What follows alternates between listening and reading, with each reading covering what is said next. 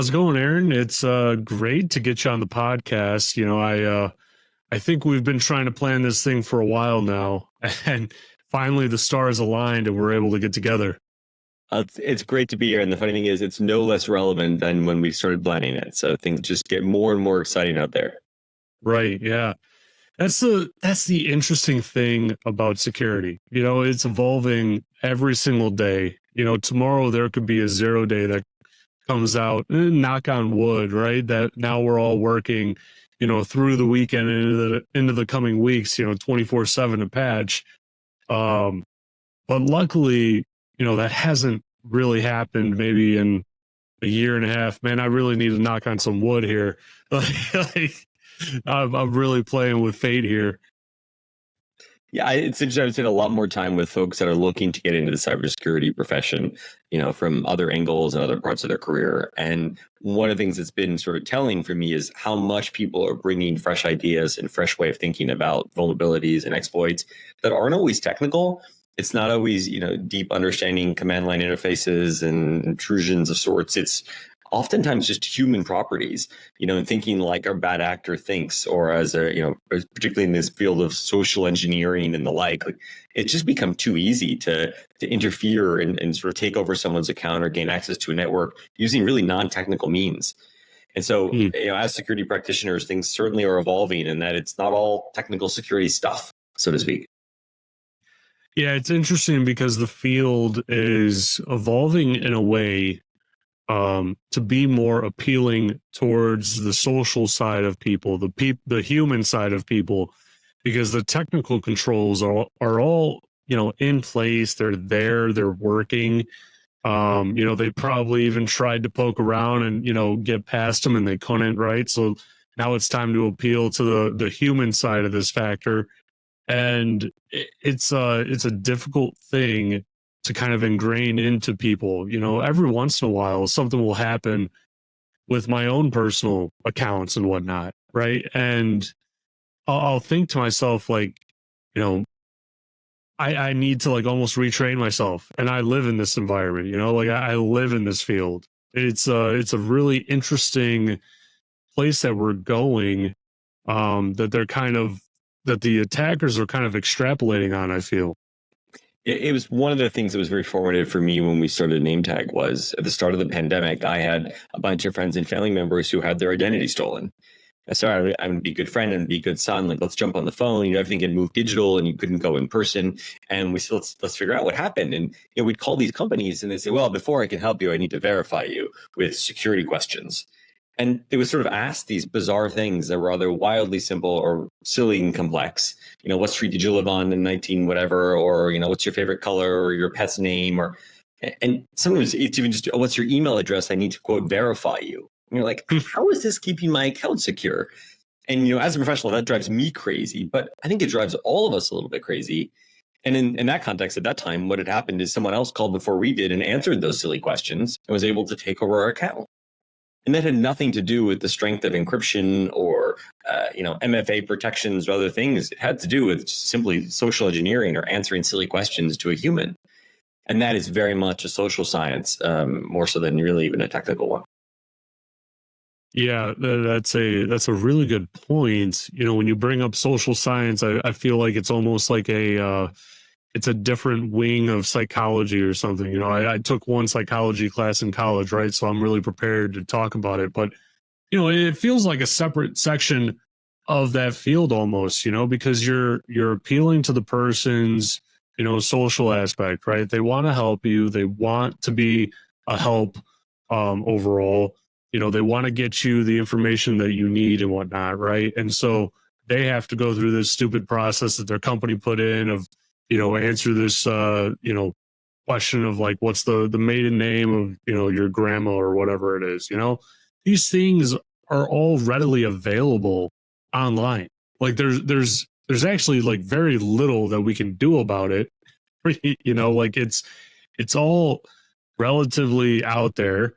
It's very easy to piece it together, and maybe they even prod in different ways, and call you and impersonate, some other company, right? Just to get maybe one security question answered, and then maybe they call a couple weeks later and they get another one answered.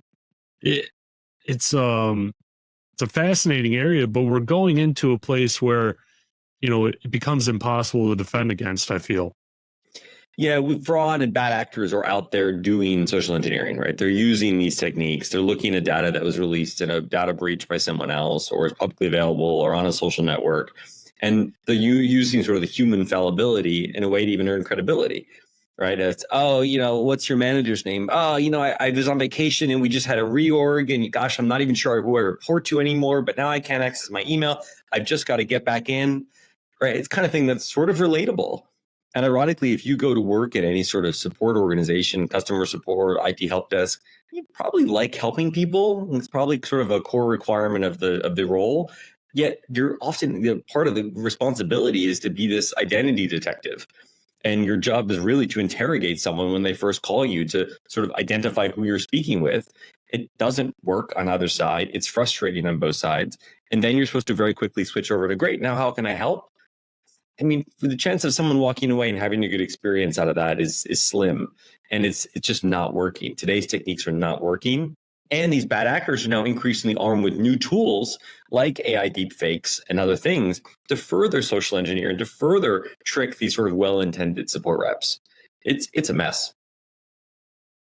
Yeah.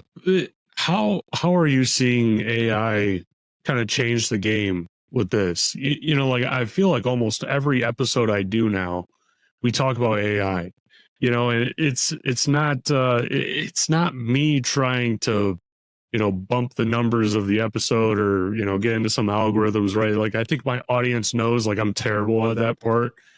And so like that's why my podcast probably isn't where it could have been or where some of my competitors are, right? But just thinking about AI, it seems to be changing like everything with IT. It's touching everything, and it's unlocking new capabilities that used to not be readily available. It used to not be, readily available to get on a call with someone, have an AI listen to that phone call, and now 30 seconds in, you can mimic that person's voice. And so now you can go and call Chase. And if they have some AI on their back end that verifies your voice, you're already verified. Like it's already one more step to that customer service person feeling good about giving you, this information, right? Because they're like, certainly, he's not going to fake his voice. Right. Those are, I think, convenience layers in a way that haven't been properly implemented or thought through. The concept of my voice is my password is great from a convenience perspective. But by the way, oftentimes, let's say you go through the average bank account opening process and you go through a KYC and know your customer flow. Maybe it's in person, maybe it's virtual. That's great. And they ask you to scan your ID and take a selfie of yourself, and it's kind of matched up. Those tools were created in an era where regulatory compliance was the goal. In fact, their goal was to make it easy. You could essentially even say, I don't need to take a photo of my ID. I'm just going to upload a PDF that I've scanned once before and saved. That was a great convenience play, and it satisfied the need. The problem today is you can essentially go to a ChatGPT equivalent and say, here's my photo, make me a California driver's license. And by the way, I'm going to export it as a PDF to conveniently upload into that tool. And so there's a reason why when you call the bank then to transact, they have to ask you security questions. They have to ask you these bizarre things because they don't trust the integrity of what that, know your customer flow was. So let's say you've done that. You've opened a bank account. They've checked the regulatory boxes and you call in to transact and they go through a security question. They say, well, you know what? Hey, to make this easier for you next time, why don't we enroll you in some sort of voice authentication service? Sounds compelling. The problem is that rep still doesn't really know who you are. The best effort to verify you, to send you to enroll into that voice verification system are the security questions they asked. And so it's this sort of bizarre loop that is only as good as the element of secure enrollment. It's no different, by the way. It drives me crazy, the concept that, we hire, let's say, a new employee in a company and HR will maybe ask IT to go provision a new email address or user account and, pick your ID provider, Active Directory, and you put in a new hire name in Active Directory and you create a temporary password. And then you send it, or HR sends it to someone's personal email address. And so there, at that moment, you've just given network credentials to someone to show up for work that you sent to their personal email address. not actually knowing really who they are, who's the recipient of that email account, if that email account was secured in the first place. That's enrollment. Just like the, hey, I've asked you a few security questions, let's hop you into, voice authentication for the future. You don't know who the person is. And it turns out the risk is just as great on the other end, because all you have to do is pretend to be locked out or pretend to be a person who is locked out and needing to recover your account. And you're back to this sort of human level of verification and often these silly security questions. Those are the vulnerabilities today. Yeah, that's a difficult one to defeat. How do you protect an organization from that, right? It sounds like you almost need like a new process or a procedure or something like that. Where do we go from here to kind of add in another layer of security on top of the 10 that we already have? Yeah, this was really formative for us in building NameTag. We set out to say, hey, why is it that someone goes through that KYC flow when they open a bank account and then it's not reusable? And it turns out partly we said, can we use one of the KYC tools and just make a product that makes it reusable so that every time you call to, let's say, transact, you can re-verify the person. But the input methods, the idea of being able to allow someone to use their web browser to verify themselves in the first place wasn't sufficient. So we invented a way to use mobile phones. And by using mobile devices, you can ask the end user for the same inputs in theory, show me your ID and kind of take a selfie, but you can do it in a wildly more secure way because you're using all the embedded features of a mobile phone, like their secure enclave in the cryptography so that the camera that's being used is coming from the camera on the device. You can use things like the 3D depth mount camera. You can see that they're moving their phone as a human would as they're moving to turn their ID over or go to take a photo of themselves. There are all these data pieces that come up in a mobile device that used in a smart way can be just a better experience, but it can also be much more secure. And so we created this as a way for people to be able to solve those otherwise tricky moments of what could be a social engineering attack. It's someone calling the help desk, and instead of the help desk rep having to ask you questions, they can send you a verification link and then come back with some confidence in knowing you really are the human behind the screen. And that's really been the formation of our company. So what sort of information are you gathering, from that verification link, right? Is it an ID or turn on the camera, show me this ID, whatever it might be? What does that look like? Yeah, for the end user, as far as they're concerned, it's an ID and a selfie. It averages 23 seconds in a flow, and it feels super slick and fast. The hidden behind the scenes is we're able to get a lot more data and how that was captured. And particularly, we're able to avoid things like injection attacks. And injection attacks are not always understood, but they're really the key way that people use deepfakes and put them to work. And it means simply you're sort of tricking the system with a different feed of where the data came from. One of the best ways to look at this might be, you asked about AI and deepfakes and how more and more people are using them. I think one of the most relevant examples we've had lately has been sort of this Hong Kong finance controller. I don't know if you followed this story. No. It was a multinational organization, shall we say, where the quote CFO was based in London and the finance controller was based in Hong Kong. And the controller allegedly got an email from the CFO saying, hey, I need to do a bunch of wire transfers. Can you help me process these? The controller was rightly a bit suspicious. And the CFO said, hey, a bunch of us are on a video call now. Why don't you join the call? I'll send you a link, and then you can get all the approvals that you need. And it turned out everyone on the video call was a live deepfake emulator. And so the controller was like, well, I recognize these people. I know these people. These are, executives of my company. This must be okay. And they proceeded and, transferred $25 million in wire transfers. Wow. So it was sort of this wake-up call that, my gosh, the method that we thought kind of worked, that took extra effort of let's jump on a video call, really can't even be trusted. But it's a classic example of a few different things, one of which being an injection attack. Because, Zoom, Teams, it's intentionally easy to say, let me select a different input camera or a different microphone. But that also means you could select an emulator that's projecting a deepfake in real time. Those tools weren't meant to stop fraud. They weren't meant for those sort of high-risk moments. And ironically now, companies like Okta and others are recommending that when a user says they're locked out of multi-factor authentication, they're saying do what they call, video verification or visual verification. Hop on a video call and make sure that you're speaking with the right person. Yet now we've seen that deepfakes have sort of even made that maybe not the best option. Wow. Did do you think Okta came up with that recommendation after they had their fairly recent breach as like a measure to say, okay, well, he kind of trusted the voice and trusted the situation right through this phone call. How do we prevent that?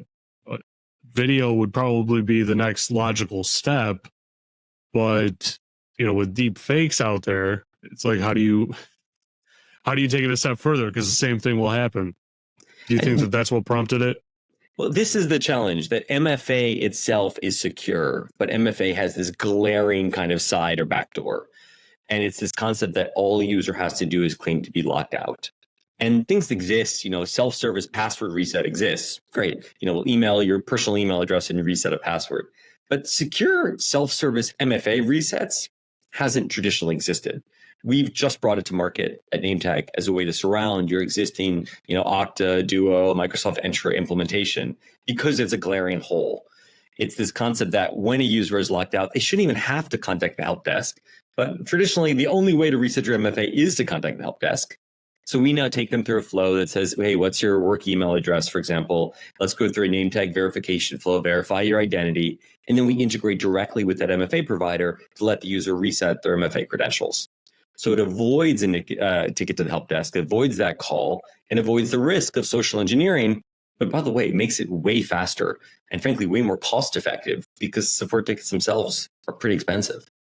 Yeah. So that's sort of been our solution as a way to bring to market and kind of close this kind of glaring hole that exists. How did you get here? Where did you start, earlier on in your career that kind of led you down this path? And I ask people that because, especially when you start a company, right? There's a different kind of level of stress that comes along with it.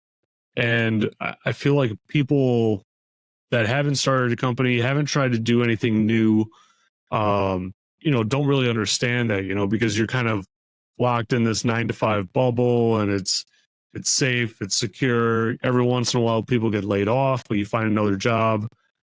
So where did you start that kind of led you down this path? I think balancing risk in your career is always sort of it's sort of the moment of growth.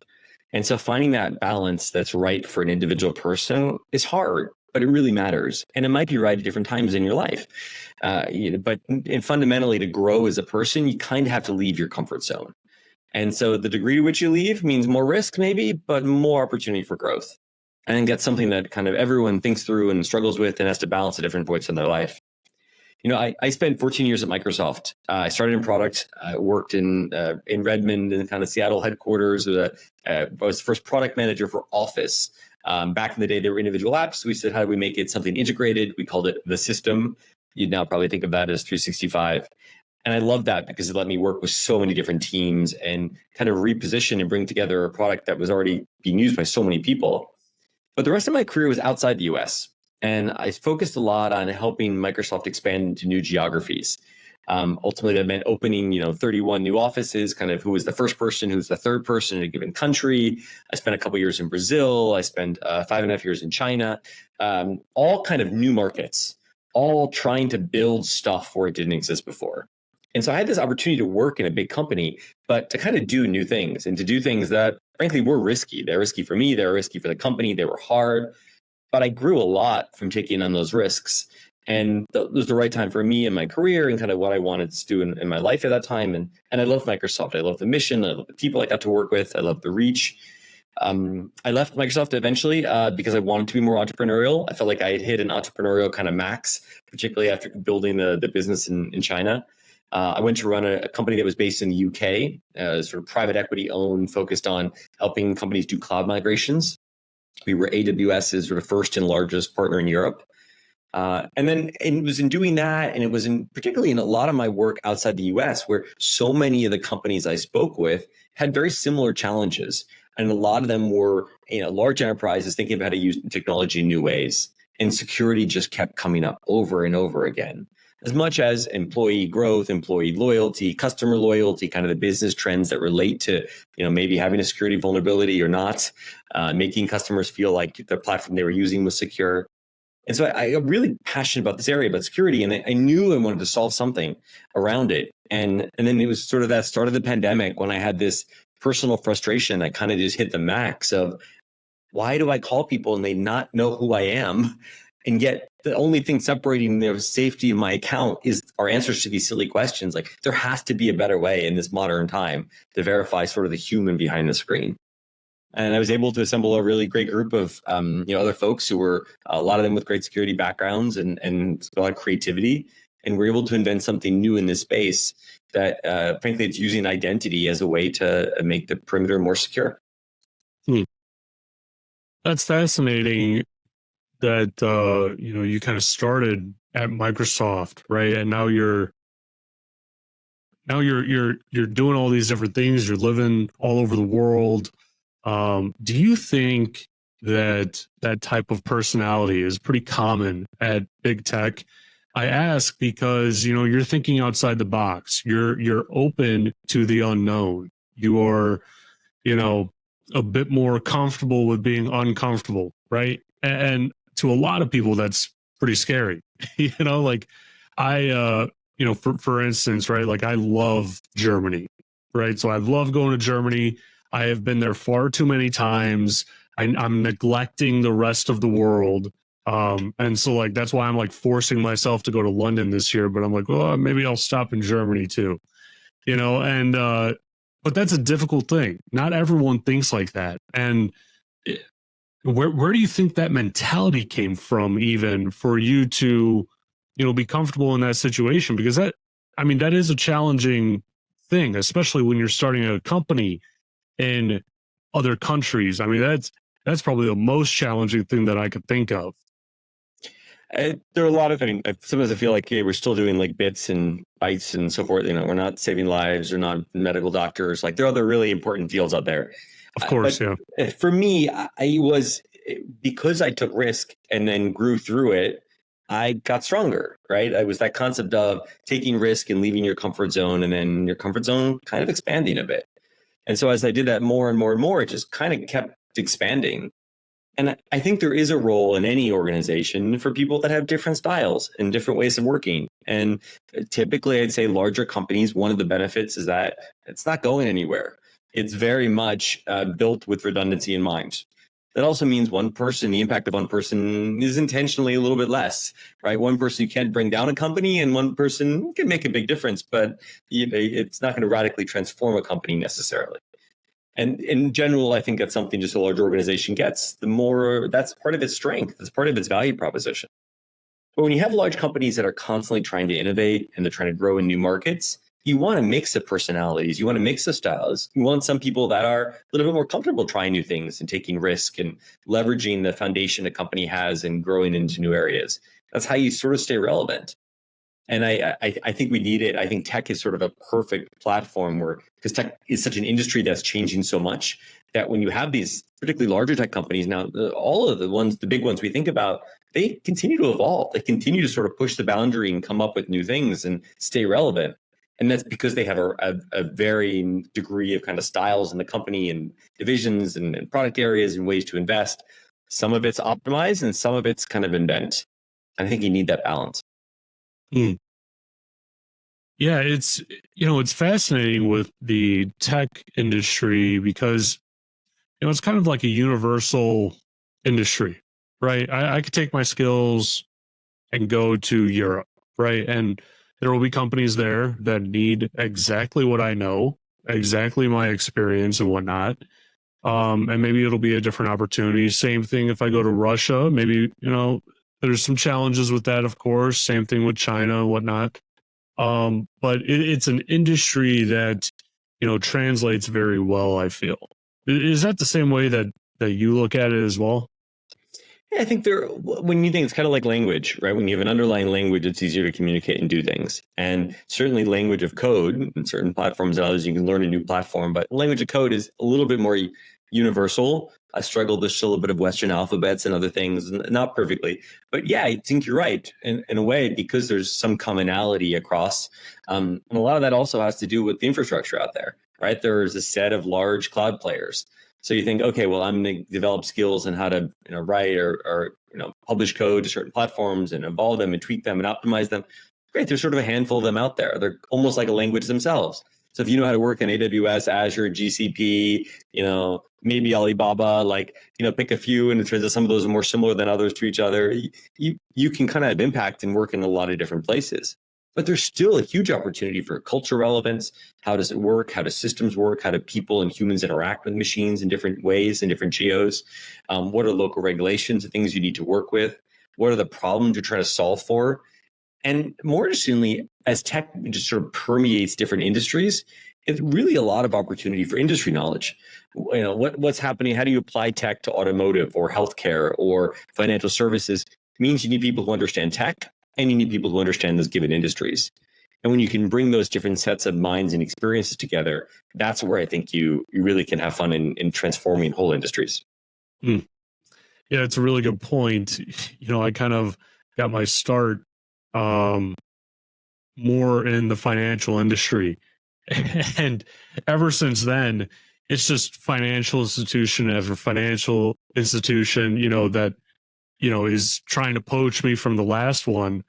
And the big thing that they're looking for is the industry knowledge, the industry experience. And so, when they bring up different compliance frameworks and whatnot, it's like, guys, that's all I know. I don't know HIPAA. I know PCI inside and out. I know NIST, we can work with this. And for some reason, they're not looking to really venture outside of that. They really want someone with that experience, which I've always found interesting. I think that the experience overall is relatable, right? But I guess it's that industry of knowing, kind of the ins and outs of when to pay attention to something and how to pay attention to it, and how different systems are linked together and things like that. I guess there is that benefit with that.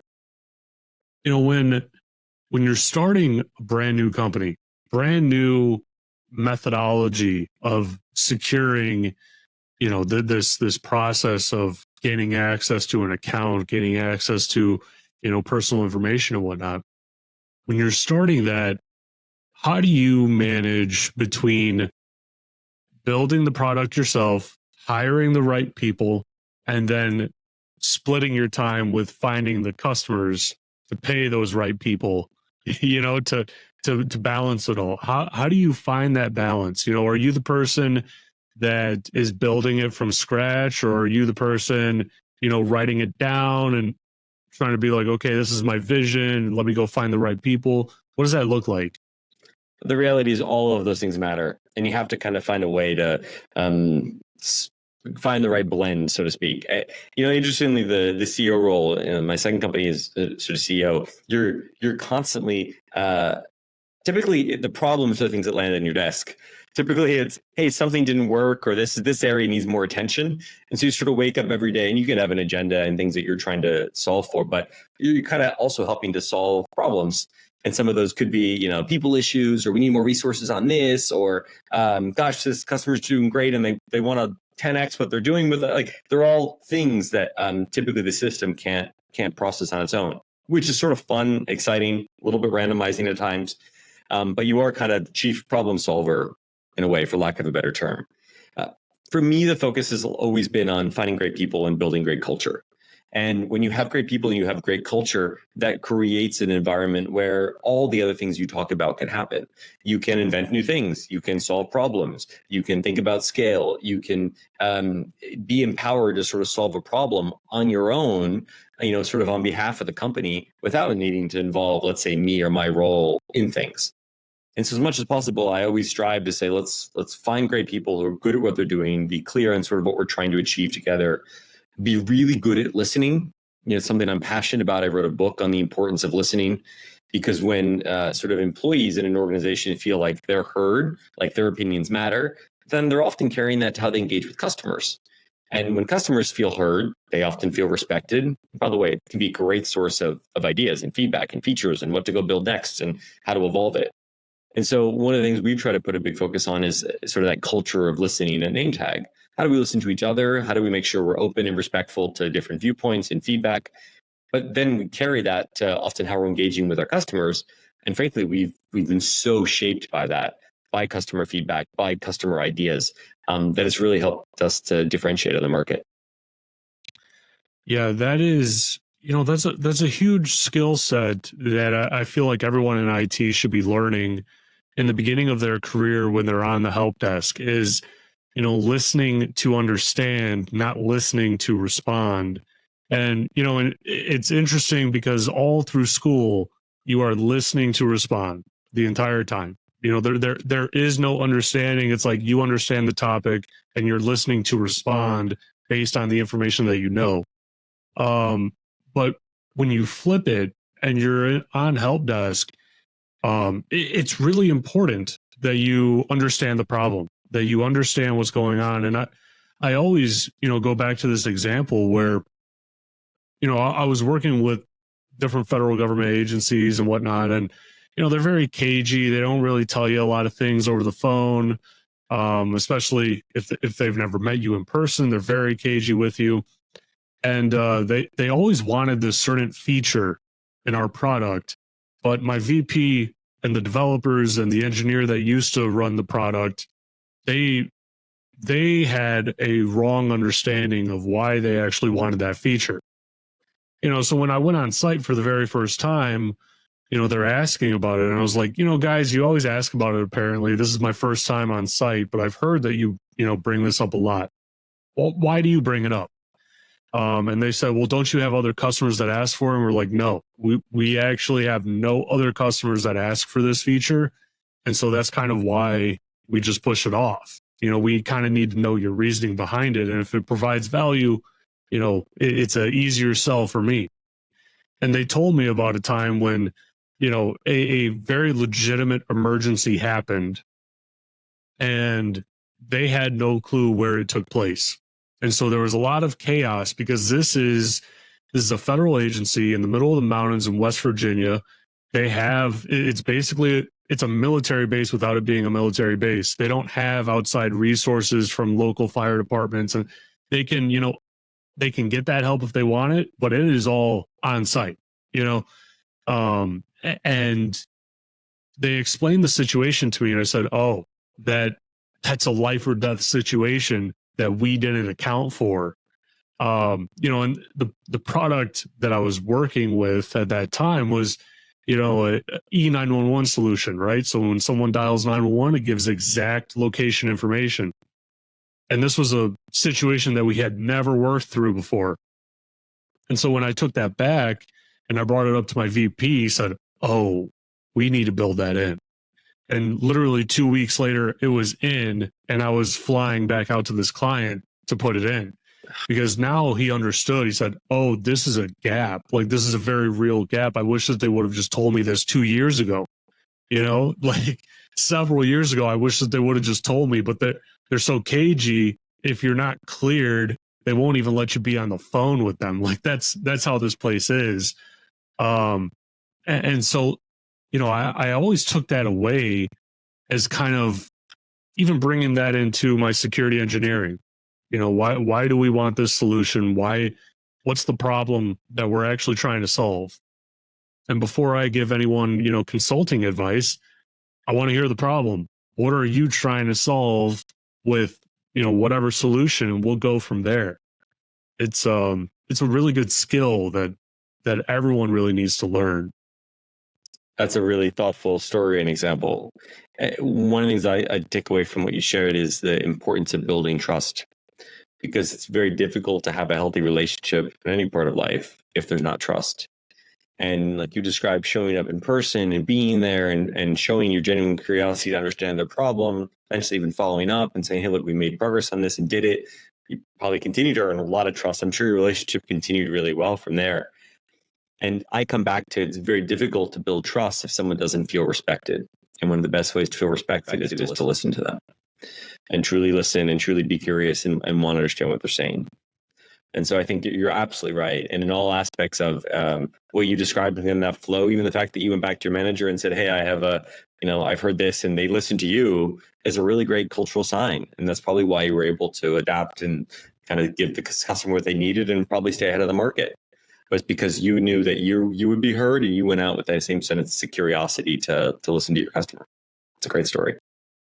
Yeah, it was interesting too, because before that first trip, internally, our team was like, whatever it is, we're not going to do it. It's not that big of a deal. They had all this stuff like pre-planned, and I came back and they were like, oh, we're doing this immediately, and just book your flight now because it's going to be done, by this date.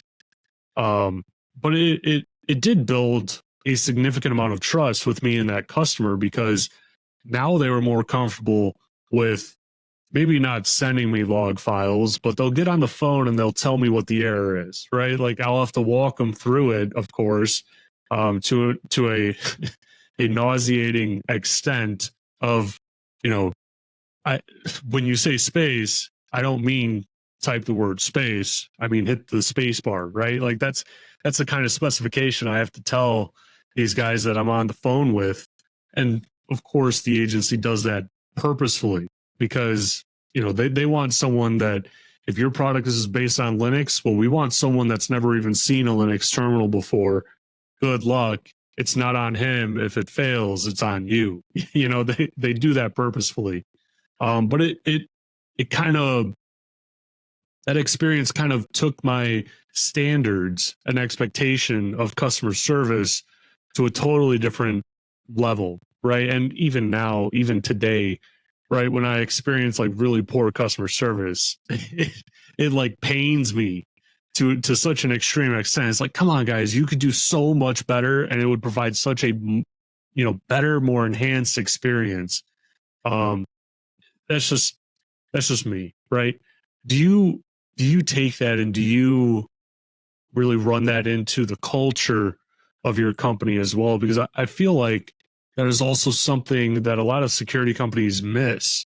They're used to selling that new thing, getting the phone call with the right person, getting the right email, that they kind of forget about the person on the other end of the line, right? Do you also ingrain that into your employees? I think we really try and embody and live it. And it's for us been very formative in how our company's evolved. Because we set out, we built this more secure way to verify who someone was, sort of know the human behind the screen. And there are a lot of places, frankly, where you could apply that. There are a lot of places in society that need that right now. But it was some of our early customers who said, yeah, I love this. It's great. I could use it here and there. But hey, I have this problem in that I have a large customer base. Actually was very public with it recently, HubSpot, the marketing automation platform, amazing company, amazing people.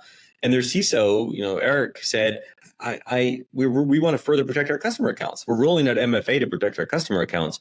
It's great for the customer, but I'm seeing a corresponding increase in support tickets, and they're really expensive. And the customers that get locked out are unhappy.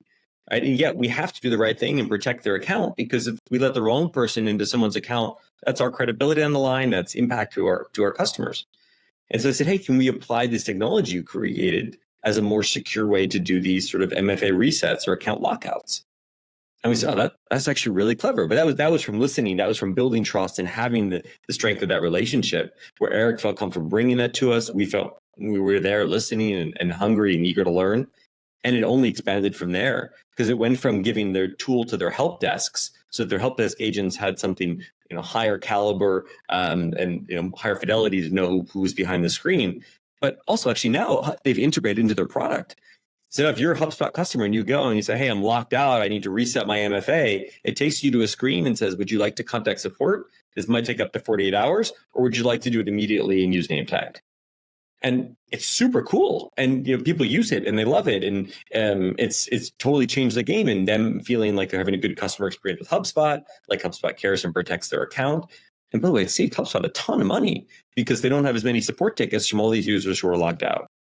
But that whole application of our technology, which frankly was a little bit ahead of its time, in the sense that MGM then happened and other breaches starting last year in particular that got very public, targeting the help desk. This concept that Eric saw that it was a vulnerability, and Eric is a proud Okta customer. Eric is on stage and at Octane and talks about Okta, how great HubSpot uses Okta, but he recognized this as a clear vulnerability before others did, and he took smart steps. And so we built a solution that's uniquely targeted to do it. And then, by the way, it happens to be the epidemic of the moment where, hundreds of companies are being targeted at the moment exactly this way. People are calling the help desk, they're taking over customer accounts, or they're taking over employee accounts to gain access. And so it was all because of that insight and our ability to listen that we're able to develop a product that, frankly, is what the market now really needs at this moment. So, you have a product that is absolutely ahead of the curve. It beats all of the legacy solutions that we had previously applied to this problem, and surely they're not going to get past this one, right? Surely they're not going to get past device authentication and things like that, right? Where do you see the threat landscape going in the next 5 years with the evolution of AI and how quickly AI is evolving, how quickly it's being included into everything that we do now, it seems, especially with, how good deepfakes will become and things like that. Are you looking for, I don't know if it's even possible, right? I'm not trying to poke any holes or anything like that, but maybe there's a deepfake to, show someone with their ID through the phone and the camera, like maybe there's something like that. I don't know. What's that thought process like? Are you thinking about that next generation? We're constantly thinking about it. Actually, it's really fun.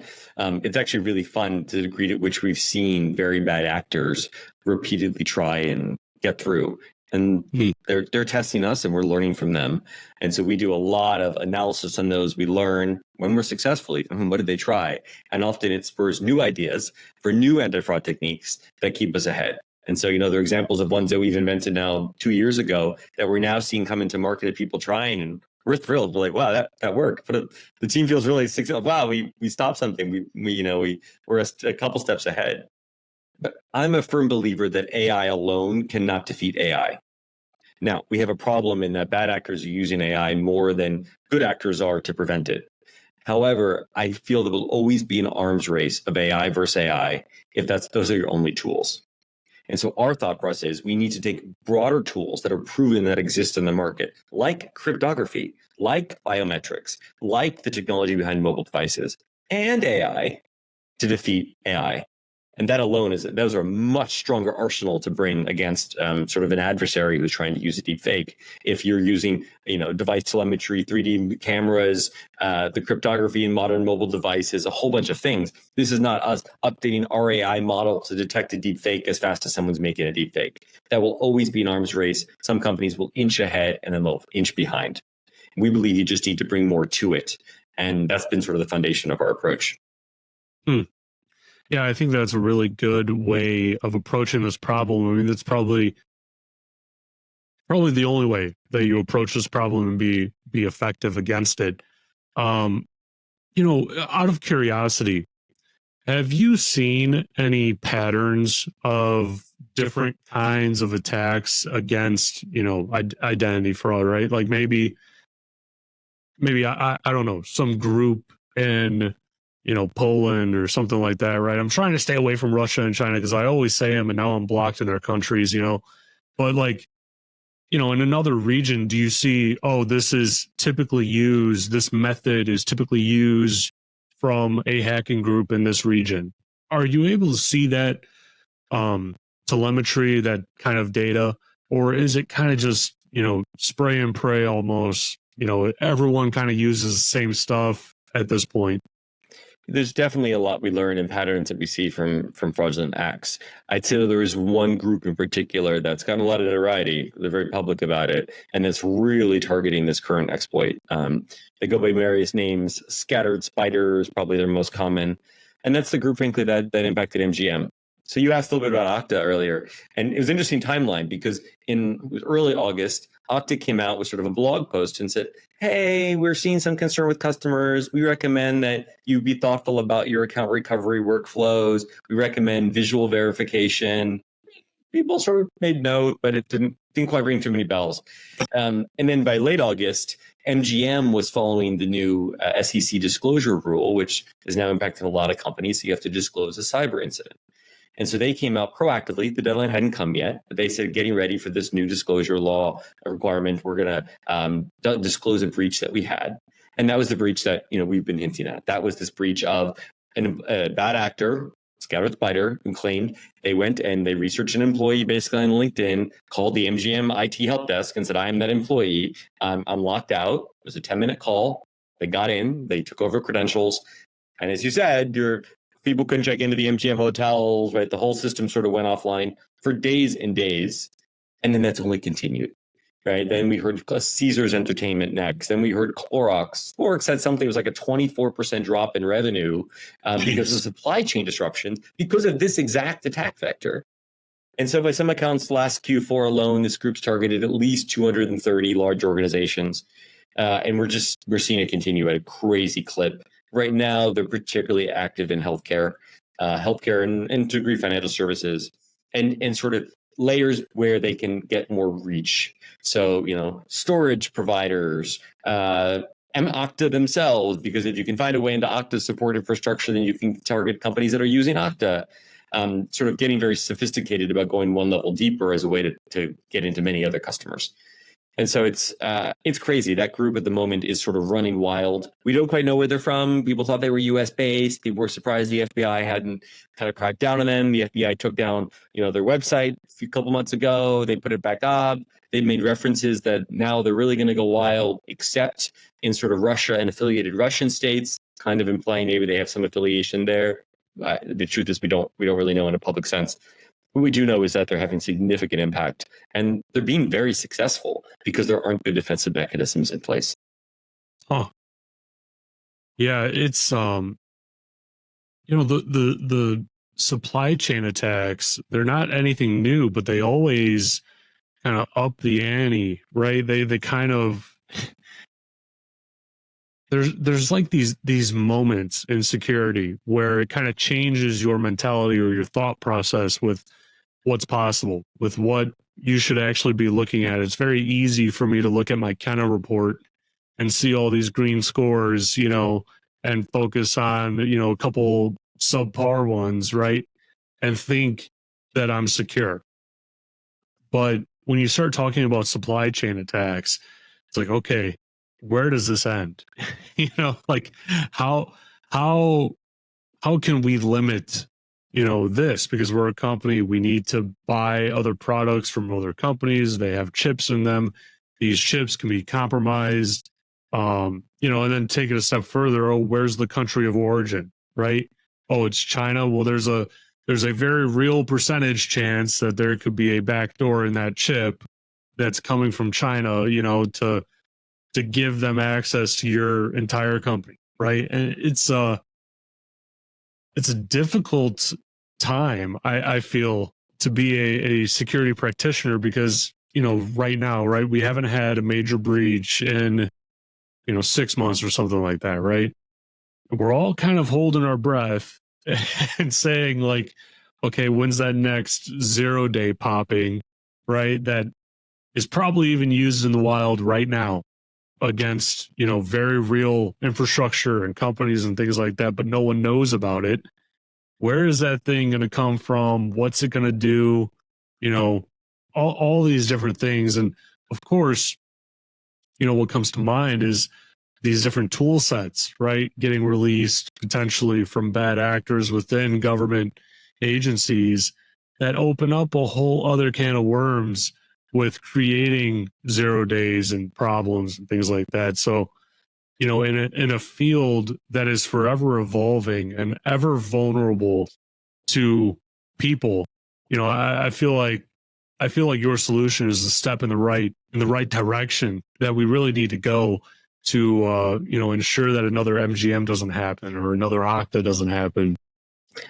The sad thing is it will. The sad thing is the leading attack vector at the moment is this. The way to take ransomware for the leads data breaches is this concept of social engineering attacks at the help desk, because it is unpatched, so to speak. And there is so much to worry about. You're right, as a security leader, and there's so many concerns you can have. This at the moment is kind of the lowest hanging fruit, and it's not terribly sophisticated of an attack. It's not some wildly advanced at the chip level that was deposited here. This is just basic social engineering. And we've all been through it because it's so obvious that if you do your own penetration test, that's one of my key pieces of advice today to organizations. Do a penetration test of your help desk. Call and pretend to be logged out and see how it goes. Chances are it's not going to be that hard to get back in. And the other interesting thing we found in this space has been security really matters. And this is a great security driver. But by the way, it was actually a problem before deepfakes. It was a problem actually since you rolled out MFA. These are the hidden risks and increasingly the hidden costs of MFA. You can actually go to your IT department as a CISO, go to your CIO and say, hey, I think we can save a bunch of money. Up to half of our support tickets are people who are locked out of their accounts. Like, can't we just automate that? That's a huge cost saving factor. And then it turns out your employees weren't that happy, for example. They didn't like having to call the help desk when they got locked out because they upgraded their phone. Like, wow, so you can improve employee experience, you can save money. Oh, and by the way, shut down the leading security vector. Like, this is kind of a no-brainer. And so while there's so many things on the plate of a CISO today, for example, or a security leader, I would strongly advocate you look into this area as kind of one of your lowest hanging fruit initiatives in the coming year. Yeah, it's a really good point. This is absolutely a low-hanging fruit that can really make a huge difference in more ways than one. Aaron, I really enjoyed our conversation. This is a fantastic conversation. Unfortunately, we're at the end of our time here, and I try to be very cognizant of everyone's, time because we're all so busy. But before I let you go, how about you tell my audience where they can find you if they wanted to reach out, where they can find your company, and all that information that they may be looking for. Yeah, we're super active on LinkedIn in particular. So check me out, Aaron Painter. We'll have a link, I'm sure, in the show notes. Our website, getnametag.com. We have a ton of content and we really try and cover some of these recent breaches. You can follow along on these kind of help desk hacks as they're happening and what we're learning from different companies. And we have really good, explainers even on things like injection attacks, on things like deepfakes, trying to just keep people educated so that you can better respond in your own organization. Awesome. Well, thanks everyone. I hope you enjoyed this episode.